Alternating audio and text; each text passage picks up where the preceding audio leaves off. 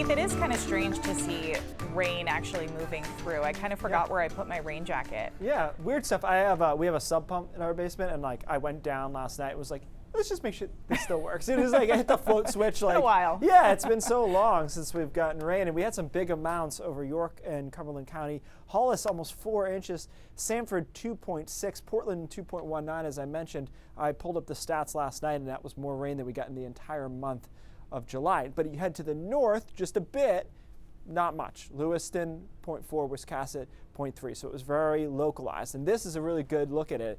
This is what the radar thinks fell. Now, to be fair, it estimates 8 or 9 inches, and I didn't know of anybody that gave us that much for an actual report. But the idea is the heaviest rain was into York County, into southern Cumberland County, and then very quickly tapered off from there. That was yesterday. Here's today.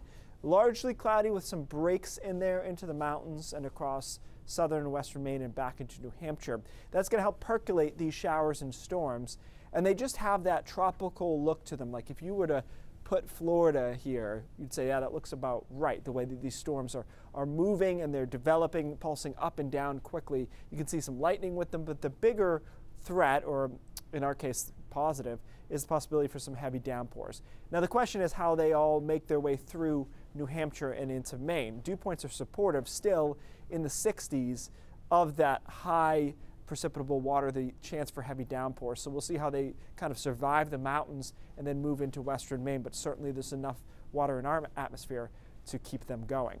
This model's a little bearish on it. I think maybe too much so. I think these showers and storms will do a better job hanging together from New Hampshire into western Maine than is being depicted here.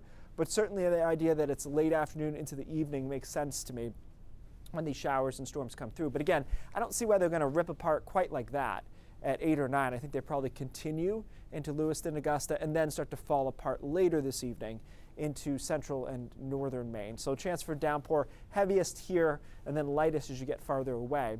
By tomorrow, we've gotten this front through, and so our air mass is going to start to change. It'll be a drier day, there'll be more sun, but there'll still be an isolated chance for a shower or thunderstorm, especially in the afternoon.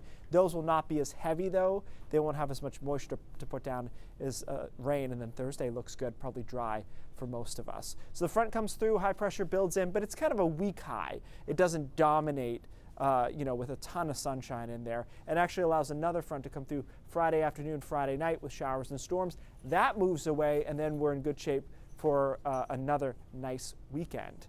Temperature-wise, some signals as we head into next week that we could be above average across the Northeast. We'll see where that plays out. Above average could be mid-80s, could be warmer than that, and you can see us starting to trend in that direction. But it is sticky-ish until Friday, although we might get a little break Thursday, but generally sticky. And then the weekend looks good, and it's a much different air mass, upper 70s to around 80. It's actually quite reminiscent of the weekend. Ooh, Amanda, what was that, a couple weekends ago? What was the one we were talking about where it was like fallish? I know, I should know this, not you, right? Well, I feel like weekend. I need more detail. The one that was like, it was really sticky, and then the front came through, and it was pretty, but it was a lot drier. Yeah, I think it was the weekend before last weekend. A couple weekends ago. Or the weekend before that. That's kind of where we're at this weekend, about 80, a lot of sun, really nice, and then we'll see if there's some heat next week.